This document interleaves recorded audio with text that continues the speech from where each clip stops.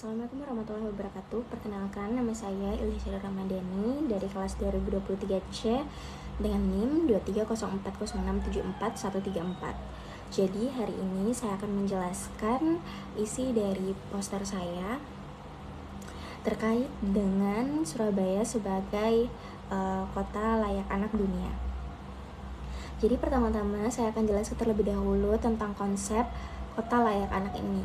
Jadi kota layak anak adalah sistem pembangunan berbasis hak anak melalui pengintegrasian komitmen dan sumber daya pemerintah, di mana kebijakan program ini menyeluruh dan berkelanjutan dalam kebijakan program dan kegiatan untuk menjamin pemenuhan hak dan perlindungan anak.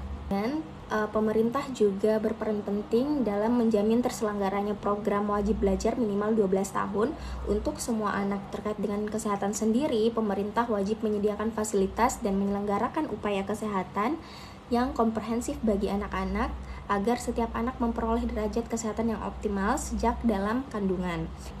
Nah, apa saja komponen dari kebijakan KLA? Itu diantaranya adalah Dokumen Nasional Kebijakan KLA yang isinya menjelaskan arah kebijakan dan strategi KLA secara nasional, dan Rencana Aksi Nasional Penyelenggaraan KLA, di mana isinya merupakan rencana aksi yang memuat kegiatan-kegiatan konkret untuk mewujudkan kota layak anak. Selain itu, siapa saja sih yang terlibat dalam program dan kebijakan kota layak anak ini?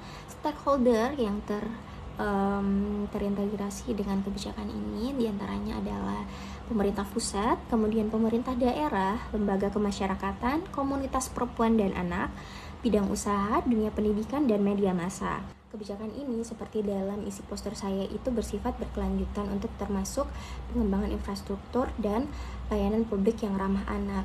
Kemudian yang mendasari program dan kebijakan ini adalah Perwali nomor 62 tahun 2024 tentang tata cara dan mekanisme pemberian perlindungan khusus pada anak. Selain itu, dasar hukumnya juga kebijakan KLA yang diatur dalam Peraturan Presiden nomor 25 tahun 2021 tentang kebijakan kabupaten atau kota layak anak.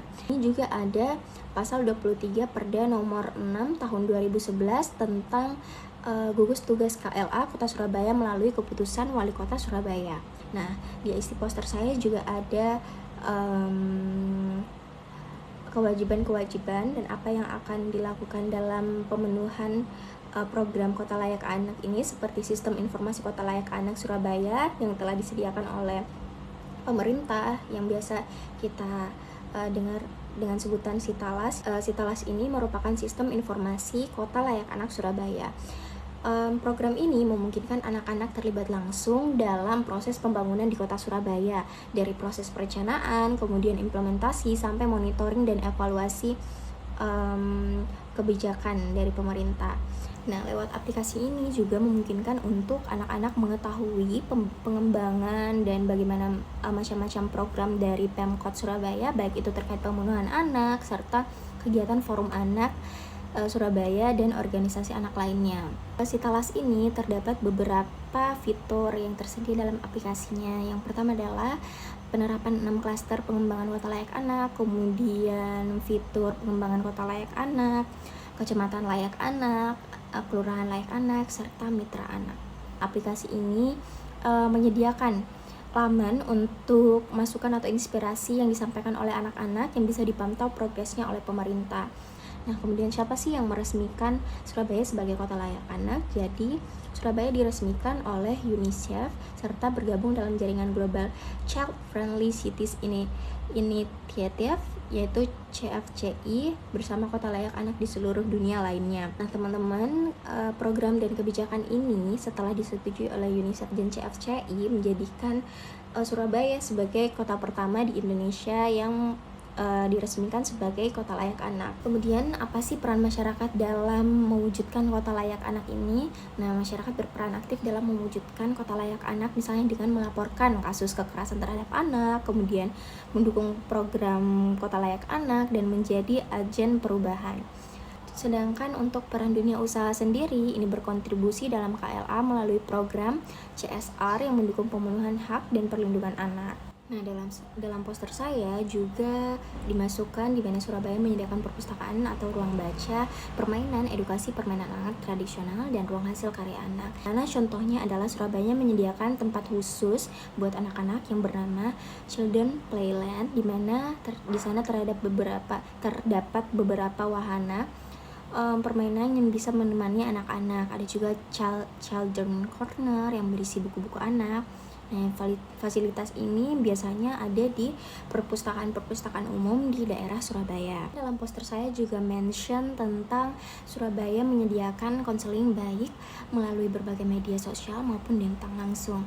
Nah, yang dimaksudkan dari salah satu fasilitas Kota Layak Anak ini adalah di mana Surabaya itu menyediakan layanan pusat pembelajaran keluarga atau disingkat Puspaga, di mana Puspaga ini merupakan layanan konseling atau konsultasi yang dilakukan secara langsung maupun daring mengenai anak, remaja, kemudian keluarga, anak berkebutuhan khusus, hingga calon pengantin.